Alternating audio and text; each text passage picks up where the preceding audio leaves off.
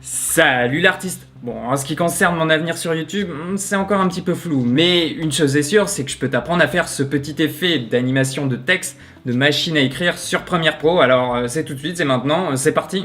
Alors, on est sur Premiere Pro. On va d'abord créer un calque texte. Pour ça, on sélectionne l'outil texte dans le panneau d'outils, puis on étend notre zone de texte. Ensuite, dans l'onglet options d'effets, on retrouve notre calque texte. Et on peut voir notre petit chronomètre d'animation à côté de texte source. Je l'active et ça vient de déposer un keyframe d'entrée. Maintenant, on va pouvoir lui attribuer notre première lettre. Donc l'idée et le principe de cet effet, tu l'auras compris, ça va être de créer plusieurs keyframes à différents timecodes et d'attribuer à chacun de ces keyframes une lettre de ta phrase, de ton mot, de ton texte à écrire. Ensuite, on va donc déplacer notre curseur de 5 images par exemple, puis on tape notre deuxième lettre, un keyframe est automatiquement créé à ce timecode. On continue, on se déplace de 5 images, on tape la lettre suivante, de nouveau une image clé est créée. Bon, je crois que t'as compris, ainsi de suite.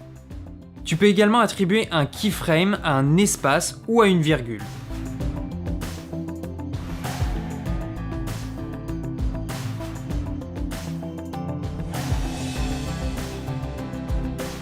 Plus tes images clés sont rapprochées et plus l'effet sera rapide, et plus tes images clés sont éloignées les unes des autres, et plus l'effet sera lent. Quand tu as créé tout ton effet sur par exemple une phrase, tu peux directement modifier la vitesse du calque pour accélérer ou ralentir l'effet de machine à écrire en utilisant l'outil allongement compensé.